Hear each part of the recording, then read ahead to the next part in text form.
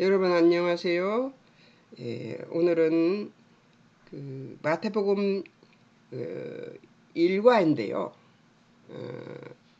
2 마태복음 이제 1장을 공부하기로 하겠습니다. 개관은 저번 주에 했으니까 이제 월요일 날 했으니까 이제 1장을 공부해 보겠습니다. 1장 자 이제 공부해서 보겠습니다. 여러분 잠깐 기도하겠습니다. 사랑하는 하나님 아버지 은혜를 감사합니다.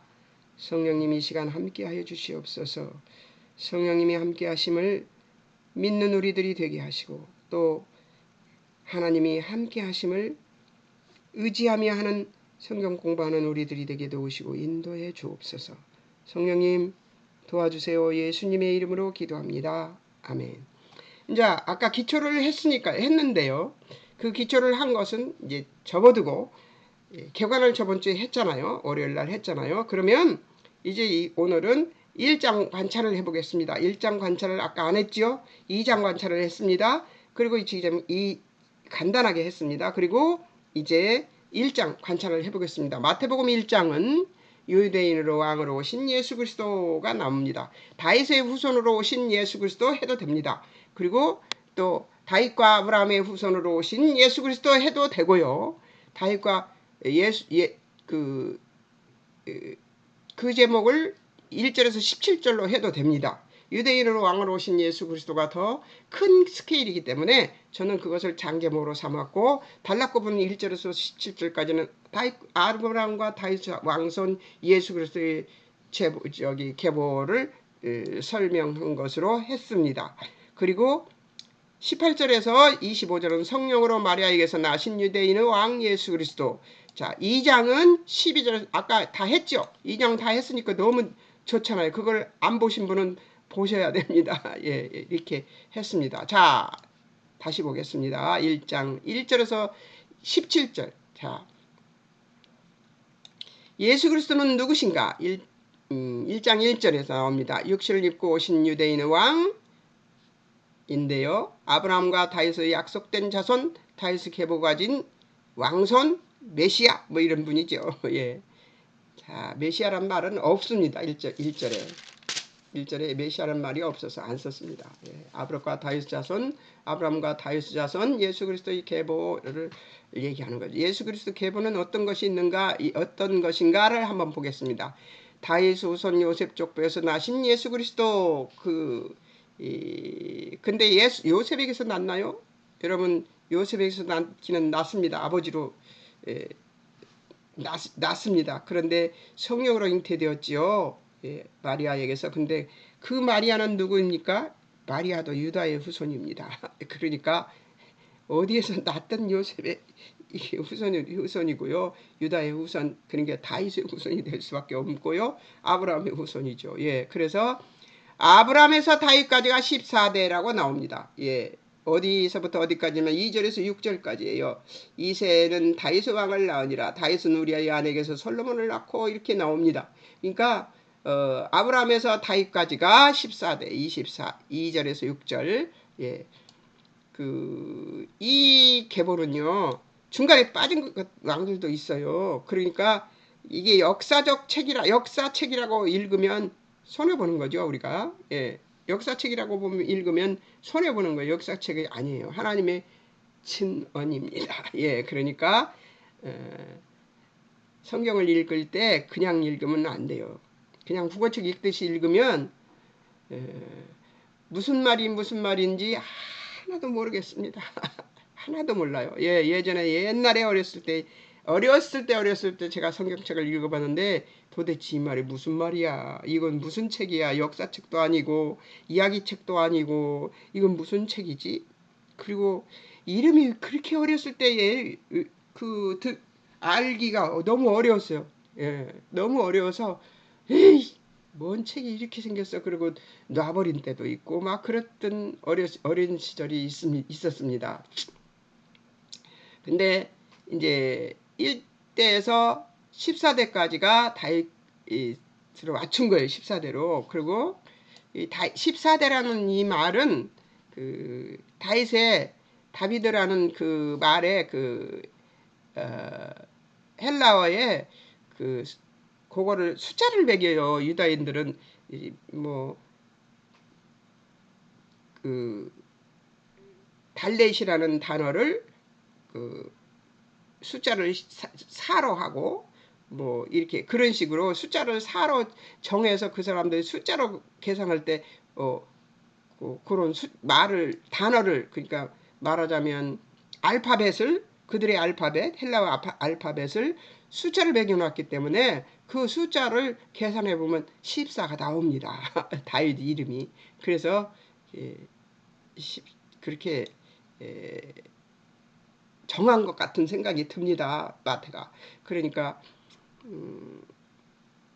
내가 우리가 마태가 되어보지 않았으니까 그건 알고 싶으면 천국 가서 성경이 없어요. 그게 그러니까 알고 싶으면 천국 가서 아버지한테 그 저기 다윗 만나갖고 물으면 돼요. 저기 마태 만나서 물으시면 됩니다. 다윗에서 바벨론으로 이거할 때까지가 14대로 나옵니다. 왜 14대로 맞췄는지 그거를 알려고 하는 것이 더 저깁니다. 6절에서 11절까지인데 다윗 위에 앉을 아이라고 이사야서 9장 6절에서 7절 말씀에 나오는 말씀입니다. 네, 여기서는 6장에서 6절에서 11절에 나오는 적이고요. 바벨론 이거후에서 그리스도까지 14대. 12절 16절에 나오는 말씀인데요. 이것은 여러분들이 이렇게 화면을 보시고 참고하시면 좋겠습니다. 자, 마태가 족보에 숨긴 비밀을 한번 얘기를 해보겠습니다. 아까 하던 얘기인데요.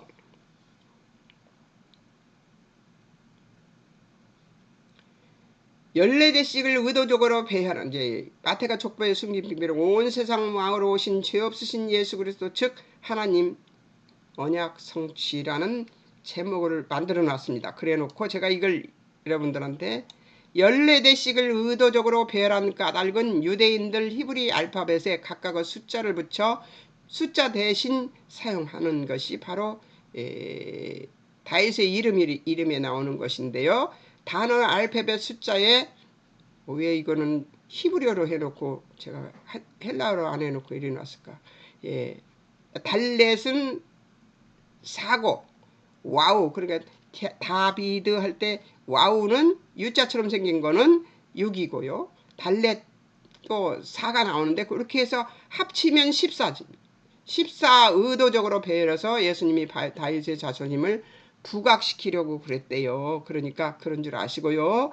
자, 찾아낸 거예요. 신학자들이 지금까지 모든 신학들이 찾아내서 그 의견을 맞춘 것이 다윗의 이름에서 땄을 것이다 하는 얘기를 하는 것이니까 천국 가서 만나서 그 마태를 만나시라니까요.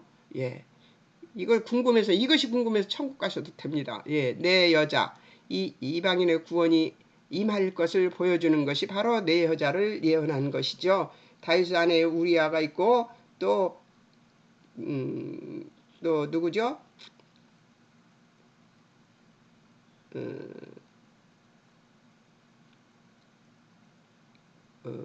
다말이 있고 라합이 있고 룻이 있고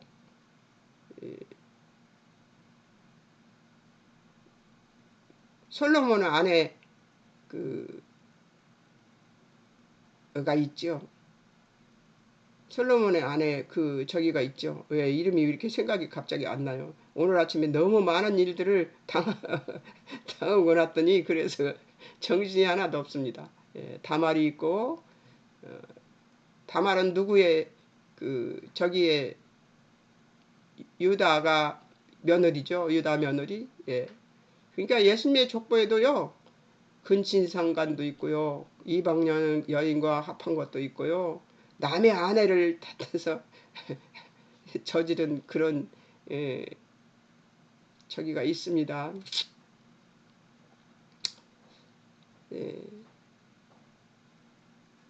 룻에게서 보아스가 룻에게서 다윗의 할아버지를 증조 할아버지를 낳나요? 그렇게 되거든요. 이렇게 이방 사람들이 이렇게 들어가 있습니다.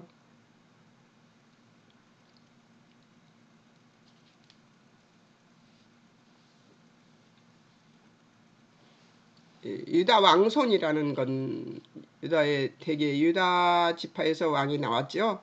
왕손, 그러니까 다윗의 자손이라는 것을 그 확증하기 위해서 아마 그 14대를 맞춘 것 같아요. 내 여자의 이방인의 구원이 임할 것을 보여준 우리아의 아내에게서도 그 솔로몬을 낳고 이렇게 되는 것, 다말, 라합, 룻에게, 그리고 그 우리아의 아내에게서 저기를 낳은 그 솔로몬을 낳았던 그 계보에서 쭉 끌려 내려오면은 요셉의 계보가 됩니다. 그러니까 예수님은 동정녀 마리아의 몸을 빌어 성령으로 잉태되어 죄 없이 이 땅에 내려오신 하나님의 아들이십니다. 근데 창세기 5장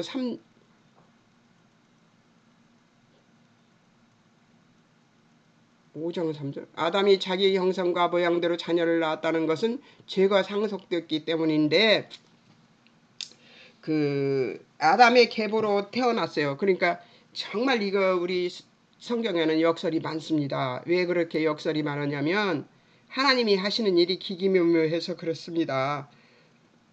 사실 예수님이 하나님이세요. 그런데 누구를 통해서 나요? 마리아를 통해서 요셉이 계보에 납니다.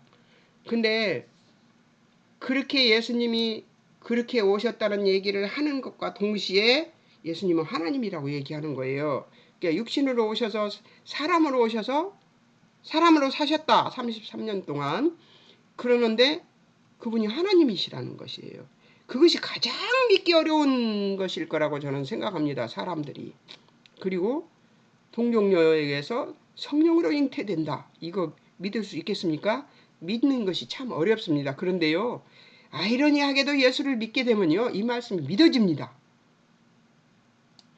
그것이 놀라운 일이 아니겠습니까? 예, 저는 그렇게 생각합니다. 야, 이것을 믿는 것이 진짜 기적이다. 라는 생각이 저한테는 듭니다. 왜 그러냐면, 어머나, 이거를 안 하고 그냥 계속하고 있었네. 어쩐지 깝깝해 죽겠더라, 눈이. 예. 이것이 답답한 이유가, 깝깝한 이유가, 어떻게 사람에게 잉태되는데 성령이 잉태를 해? 이런 것들이 어떻게 그럴 수 있어? 안 믿어져? 막 이러는 것들이 그렇게 되면은 우리는 성경을 이해할 수 없어요. 그리고 성경이 믿어지지 않게 됩니다. 그런데 신기하고 기이하게도 저는 이 말씀이 믿어집니다. 그것은 우리에게 성령의 도우심이 없으면 성경을 이해할 수 없다는 뜻과도 같은 거라고 저는 생각합니다. 그러니까 여러분들이 성경 공부를 할 때 그냥 성경 공부를 시작하지 말고 성경을 읽기를 그냥 읽지 마십시오. 성령님, 나를 도와주십시오. 내가 이것을 읽고 이 성경을 읽고 하나님의 뜻을 알 수 있도록 도와달라고 기도하면서 읽어야 돼요. 그리고 모르겠으면 질문을 하고 거기에 물음표를 적어 놓으시면 됩니다. 저는 여러 성경책이 있습니다. 색칠을 많이 해서요. 제 여러 성경책 전체를 읽으면서 계속 색칠을 하면서 성경을 읽었기 때문에 이 색칠해 놓은 성경들이 여러 개 있습니다. 근데 그 성경책들을 그 옛날의 성경책 제가 그걸 버리지 않았어야 되는데 너무 날근날근해서 이건 버려야 되겠다 싶어서 비닐봉지에 잘 싸갖고 버렸던 기억이 나는데요. 그 성경책은 물음표가 굉장히 많습니다. 날근날근하게 성경을 읽었어요, 제가. 근데 그 물음표가 많았던 건데 하나님께서 다 가르쳐 주셨어요. 성경 공부하는 동안에 야, 그건 이거야. 그건 이거야 하고 가르쳐 주셨어요. 그래서 제일 했던 거는 그 창세기 3장 15절이었어요. 아니 왜 뱀이 흙을 먹어? 막 쥐도 먹고 막 이런 것들도 먹는데 왜 흙을 먹지? 막 이러고 내가 뱀 흙 먹는 거는 못 봤는데 막 이러고 제가 많이 그랬어요. 그렇게 했는데 얼마나 성경을 읽고 그리고 성경 공부를 이제 프리셉트에 들어가서 성경 공부를 시작했던 시절에 어느 날 창세기를 이제 내가 읽던 책을 다 읽었으니까 그래서 저는 기도를 1시간 하면 성경을 1시간씩 읽습니다. 왜 그러냐면 기도한 만큼 성경을 읽어야 기도 속에서 내가 궁금해했던 하나님 이것은 이렇게 했으면 좋겠는데 이것이 이렇게 안 돼요. 하나님 뭐가 잘못됐습니까? 하고 내 그 허물이나 잘못들을 알고 싶으면 막 그렇게 기도하고 그 막 읽어요. 그러면 성경을 내가 읽던 대로 쭉 읽어 나가면 하나님께서 이것은 이거다 하고 가르쳐 주시는 거예요. 이건 하나님 뜻은 이거다 하고 가르쳐 주시는 거예요. 그래서 너무 그게 좋으니까 1시간 기도를 했으면 1시간 가서 성경을 꼭 봤습니다. 근데 그렇게 보다가 하나님께서 제가 궁금해 물음표를 딱 쳐놨던 3장 15절에서 뭐라고 얘기하면 너희가 흙이 아니냐? 죽은 자, 살아있지만 죽은 자 같은 너희를 뱀이 먹는 것이다. 사단이 먹는 것이다. 그 얘기를 하는 거예요.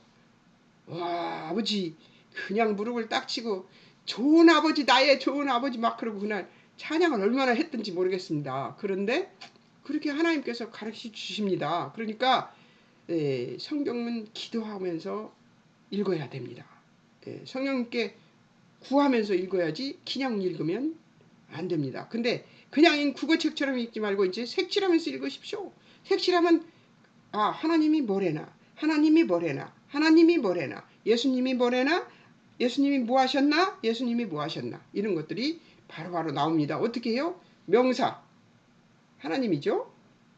뭐 하셨나 동사 찾으면 됩니다.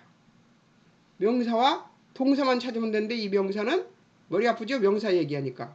명사는 고유명사인데요. 사람의 이름이나 그 일의 전체 그러니까 말하자면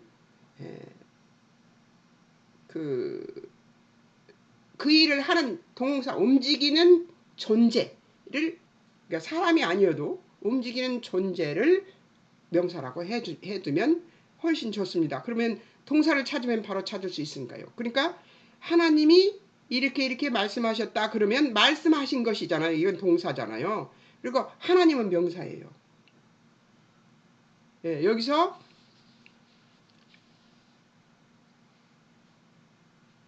여기 신명기 22장 23절 24절이 나오죠. 여기 나오는 거. 마리아의 족보에서 나신내에서 그 밑에 내려가시면 마리아는 당시 율법상 돌에 맞아 죽게 되어 있었습니다 했는데 마리아는 뭐해요? 마리아는 명사죠.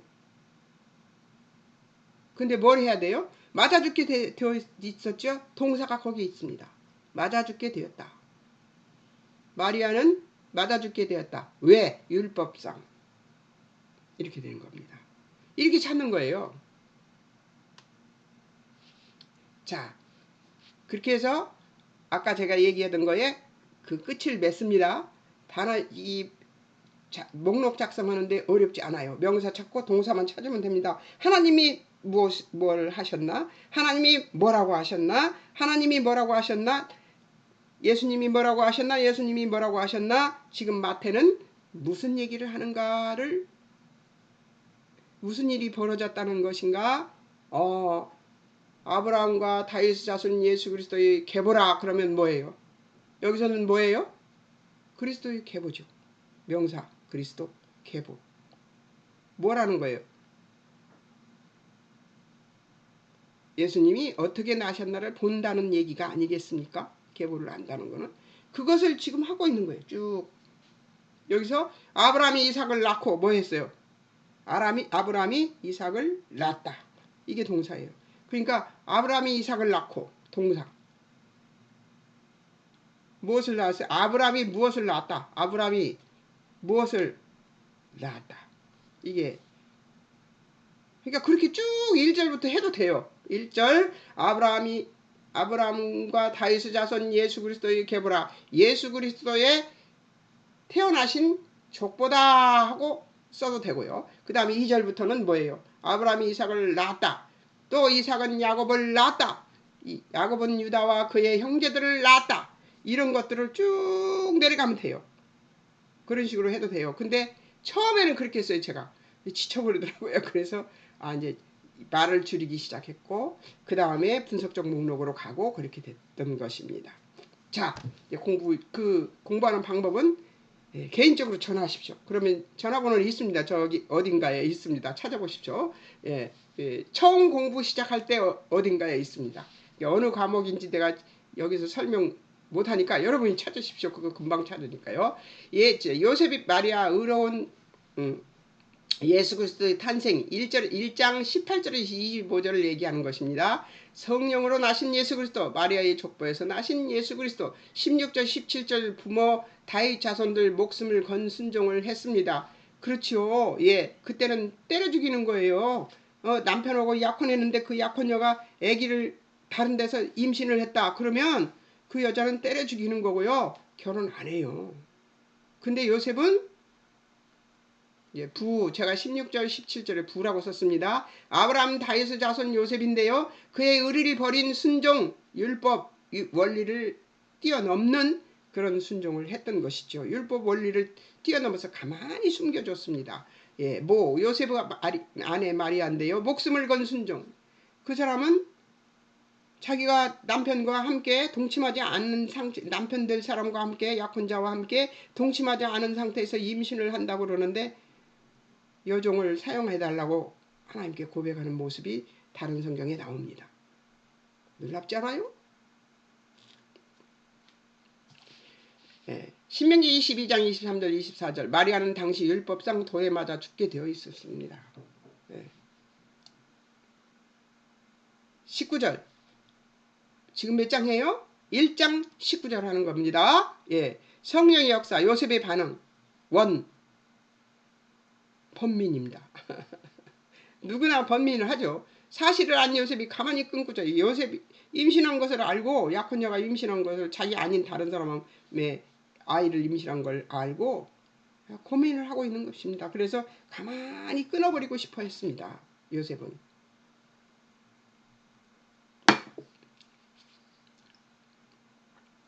그런데 그렇게 하지 않았어요. 20절에서 25절 주의 현몽 요셉의 반응 2입니다. 순종입니다. 자, 20절 생각할 때 주의 사자 나타나 현명하여 성령으로 잉태된 것을 알립니다. 그리고 21절 아들 출산해서 이름을 예수라 하라고 성령께서 말씀해 주시는 것입니다. 하나님께서 24절 주의 사자의 말 분부대로 주의 사자가 얘기하는 것을 듣고 그대로 마리아를 데려옵니다. 25절에서 보면 아들을 낳기까지 동침하지 않습니다. 아주 훌륭한 사람이었죠. 훌륭한 믿음의 사람이었습니다. 예수님의 아버지는 육신의 아버지요. 예, 육신의 아버지라고 하기도 좀 그렇습니다. 예, 왜냐하면 아무 관계가 없으니까요. 21절에서 22절 요셉이 순종한 이유를 제가 하나님 말씀 믿음이라고 했습니다만 이렇게 간단하지가 않아요. 21절 한번 봅시다. 예수 그리스도 자기 백성을 저희의 죄에서 구원하실 자이기 때문에 21절 22절 이 모든 일이 된 것 주께서 선지자로 하신 말씀을 이루려 하신 것이기 때문에 아마 이 말씀을 이 자기 백성을 죄에서 구원할 백성이라고 얘기하는 가만히 끊고자 했어요. 주의 사자가 현명하여 다윗 자손 요셉아 내 아내 마리아 데려오기를 무서워하지 말라. 그에게 잉태된 자는 성령으로 된 것이라. 아들을 낳으니 이름을 예수라 하라. 이는 그가 자기 백성을 그들의 죄에서 구원할 자이심이라 하니라. 이 얘기까지 다 해줬네요. 선지자가 그 사자가. 그러니까 하나님 말씀이구나 하고 믿었죠. 요셉의 믿음도 꽤 훌륭한 믿음입니다. 저 같으면 안 믿었을 것 같아요. 그죠? 그래서 이렇게 말씀을 보다가 나 같으면 안 믿었을 텐데 할 때마다 그런 생각이 들어요. 이야, 성경 안에 나오는 이름이 나오는 분들은 다 훌륭한 믿음을 가졌구나 이런 생각을 합니다. 이사야서 7장 14절 12절 23절 12절에서 23절 하나님의 언약 성취 구약 증거를 얘기하는 거예요. 보라 처녀가 잉태의 아들을 낳을 것이요 그 이름을 임마누엘이라 하리라. 이름의 의미 하나님이 우리와 함께 계시다는 말이죠. 하나님이 우리와 함께 계시다는 것을 보여주는 건데요. 여기 이사야서 7장에 나오는 잉태한 그 동정녀에게서 처녀에게서 잉태한 자녀는요. 그 당시에 그때 이야기인데요. 이사야서 공부할 때 가르쳐 드릴 테니까 오늘은 그냥 넘어갈게요. 이걸 얘기하면 한나절 걸립니다. 네, 그래서 예, 이사야서 공부할 거예요. 이사야서 이 마태복음하고 이사야서 바로 공부할 겁니다. 지금 공부하는데 얼마나 은혜를 받는지 모르겠습니다. 처음 공부할 때는 이사야서 공부할 때는 이사야는 어떻게 이런 모든 시대를 아울러서 예수님 재림까지를 예언할 수 있었을까? 사람인데 그런 생각을 하면서 거기에 초점을 두고 공부를 했으니까 이 공부가 이 핀트가 안 맞았던 거죠. 근데 이번에 이제 다시 이사야서를 보면서 하나님의 그 일하심에 대한 것을 다 이해하고 하나님의 열심을 다 이해하고 하나님이 우리를 위해서 그 최초에 우리를 만드시고 우리에게 복 주시기로 작정하신 그 작정대로 돌아가고 싶어 하시는 하나님이신 것을 깨달은 이후로 다시 이사야서를 보니까 우와, 이사야서가 보물이더라고요. 그 속에 기가 막힌 얘기가 너무 많이 들어있어요. 그래서 은혜를 엄청나게 받는 중입니다. 저 지금 이사야서 공부하고 있는 중인데 정말 은혜 많이 받고 있습니다. 근데 그 은혜 받은 거하고 마태복음 시작하는 건 달랐던 모양이에요. 막 여기저기 뭐 자녀들 뭐 교회 문제 뭐 이런 뭐 허다못하면 화장실 문제까지 일어나서요. 오늘 아침에 난리를 치고 그런 저기를 했습니다. 그런데 하나님께서 이 마태복음을 공부하는 여러분에게 유익이 될 것이니까 이것을 방해하는 것 같아요. 놀랍습니다. 은혜를 많이 받아서 정말 이사야서를 공부해서 은혜를 많이 받기 때문에 제가 안 넘어질 수 있었어요. 넘어질 뻔했습니다. 근데 안 넘어지고 이렇게 꿋꿋하게 방송을 하고 있습니다. 엉망진창인 상태에서. 예. 자, 보라 처녀가 잉태의 아들을 낳을 것이요 그 이름을 임마누엘이라 하리라. 그 이름은 하나님 우리와 함께 계시다 라는 뜻까지 가르쳐준 그 언약의 성취. 그러니까 이때 언약의 성취와 동일하게 하나님은 그 언약의 성취를 확장시킵니다. 하나님이 언약하신 거를 이사야에서 보면요. 4장에서 7장에서 잉태를 한 그 처녀가 잉태하여 그 아들이 그 철이 들기 전에 아람이라는 나라와 쳐들어온 아람이라는 나라와 그 북이스라엘이 망할 것이라는 얘기를 하는 것이 바로 이 임마누엘 그 처녀가 잉태한 얘기인데요. 그 잉태한 얘기가 그 뒤에 가면 이사야서 뒤쪽으로 가면 그게 예수님의 잉태에 대한 걸로 확장되어서 나옵니다. 그러니까 이사야서는 차츰 확장되어서 하나님의 뜻을 증거해주는 그런 책이더라고요. 이사야서 얘기 그만합시다. 예, 25절 그리스도의 탄생은 언약의 성취라는 것이죠. 자, 25절에 뭐래요? 25절에 언약의 성취라고 하는 거 한번 읽어볼까요? 아들을 낳기까지 동침하지 아니하더니 나음의 이름을 예수라 하니라. 언약의 성취가 된 것입니다. 아들을 낳고 이름을 예수라 했습니다. 여기에 이제 주의 표시를 해놓고 예수님 승천을 거의 40년 후 마태복음을 기록했는데 그때까지 이스라엘은 예수님을 메시아로 인정 안 했던 것이죠. 유다는 예수님을 메시아로 인정 안 합니다. 지금도 땅덩모자 딱 쓰고 나는 하나님만 믿겠다고 합니다. 그리고 예수님을 인정 안 해요. 예수님을 선지자 정도로 생각합니다. 지금도 믿지 않는 그 나라, 하나님께서 기다리고 계시는 그 나라.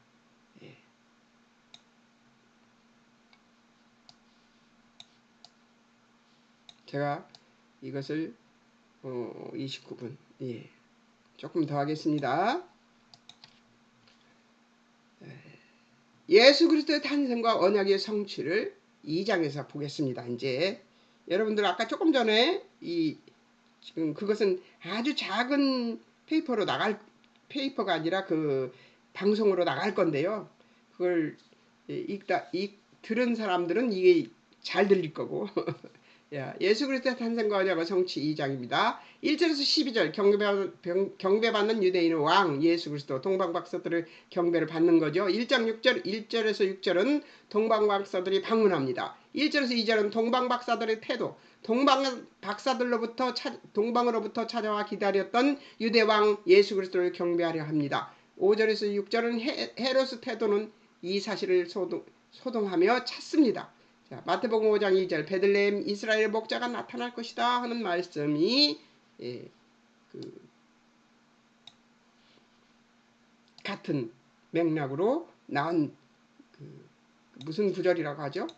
같은 맥락으로 보는 구절입니다. 7절에서 12절은 동방박사들 경배가 나오는데요. 그리고 그들의 귀향이 나옵니다. 자, 그것도 언약 성취래요. 자, 7, 8절 베들레헴으로 헤롯의 부탁을 받고 떠납니다.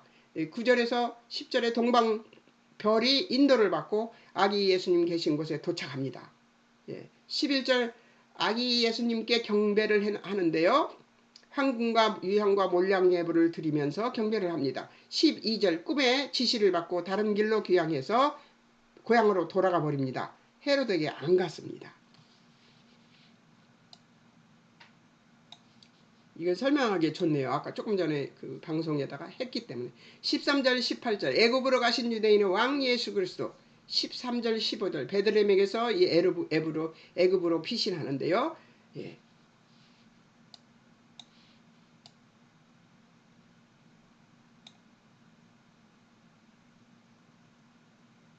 15절에서 그 얘기를 합니다. 13절에서 그들이 12절이죠. 12절인데 왜 여기에 10 이렇게 돼 있을까? 잘못되어 있네요. 12절 주의 사자 현몽에서 아기 예수님과 모친 데리고 애굽으로 피신하라고 요셉에게 현몽합니다. 그 다음에 14절 일어나 밤에 애굽으로 떠납니다. 15절 헤롯이 죽기까지 거기 있었습니다. 호세아서 11장 1절에 언약 성취는 애굽에서 내 아들을 불렀다 함을 이루려는 것이었죠. 그 말씀이 이제 6절에 나옵니다. 16절에 나오는 말입니다.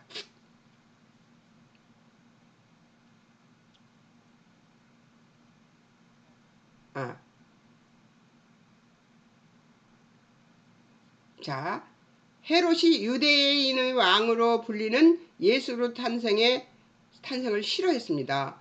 헤롯이 에서의 헤롯이 누구냐면 에서의 자손입니다. 에돔 족속이었어요. 그러니까 메시아를 모르는 거죠. 재미있습니다. 헤롯이 에돔의 자손이라는 게 너무 재미있지 않아요? 16절 18절 헤롯의 유아 살해 사건 박해죠. 16절 속은 줄 아는 헤롯이 베들레헴 모든 지경 안에 타네 아이를 모두 죽입니다. 끔찍한 일이죠. 사람들은 알지도 못하고 이때 부모들은 알지도 못하고 자식들을 헤롯한테 죽임을 당합니다. 17절 18절과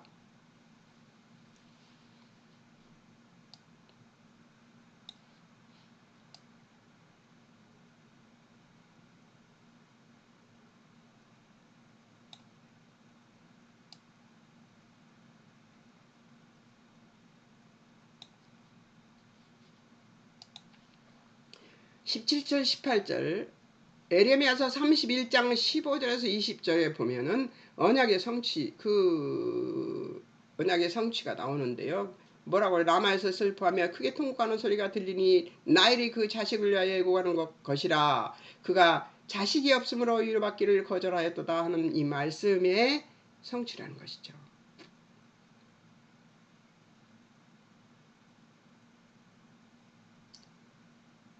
보냈다 돌이키는 데는 그만한 가치와 이유가 있어야 됩니다. 심판할 수밖에 없는 하나님께서 돌이키려면 저들을 거룩하게 하고 저들이 하나님 앞에 돌아와 살 수 있게 하시기 위해 33절에 새 언약을 약속하신 것입니다.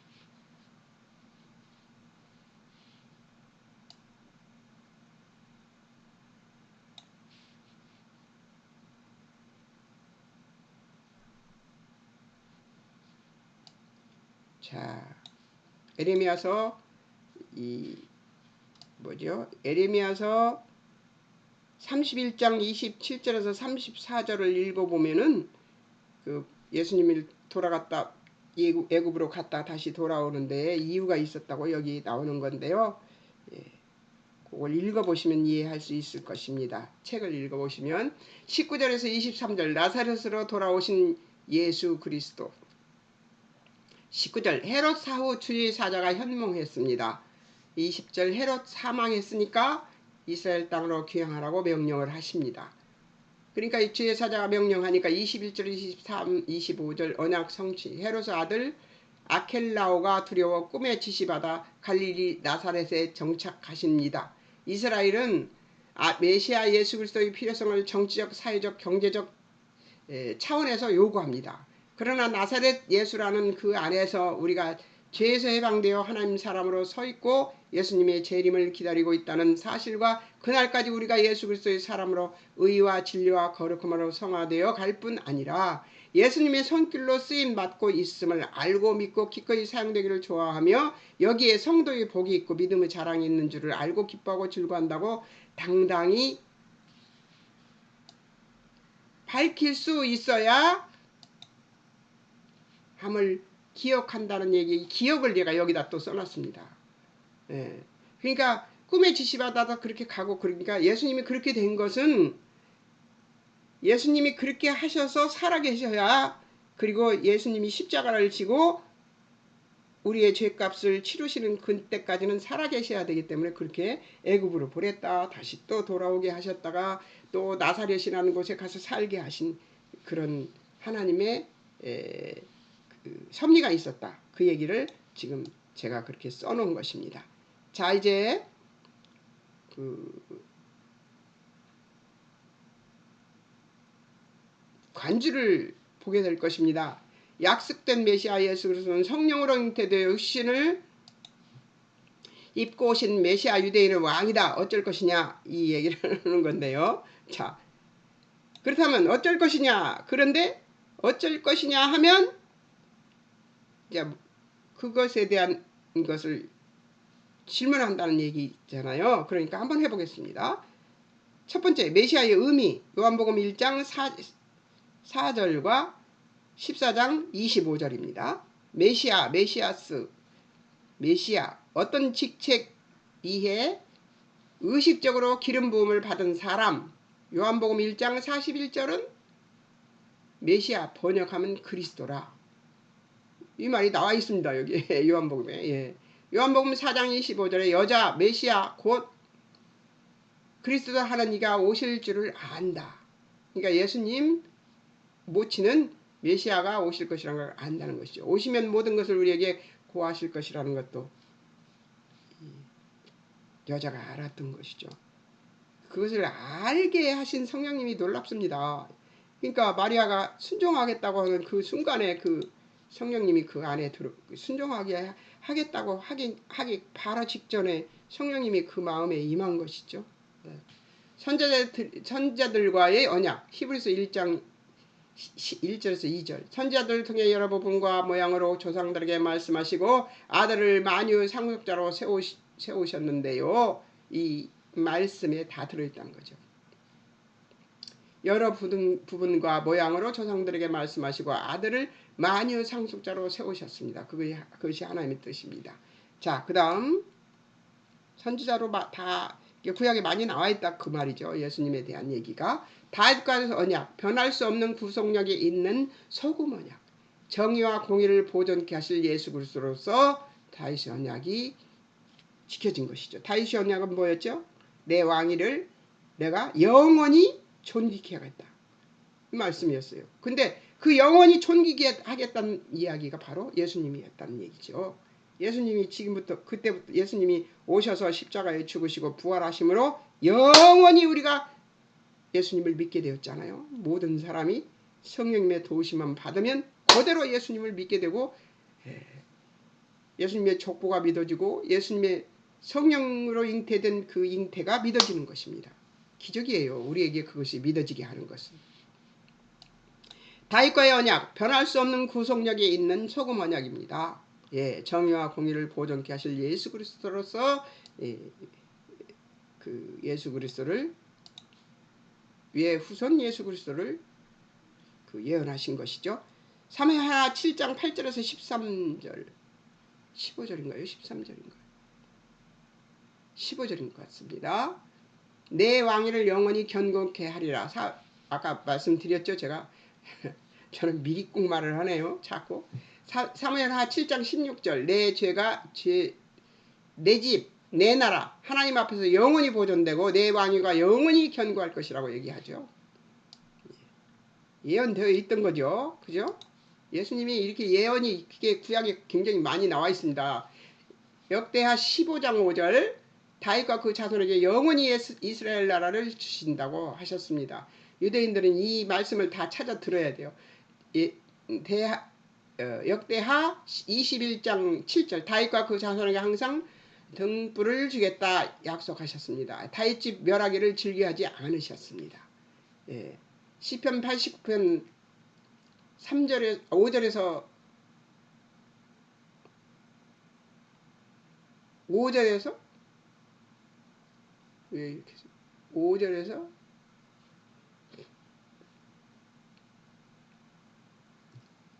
시편 89편 29절은 확실합니다.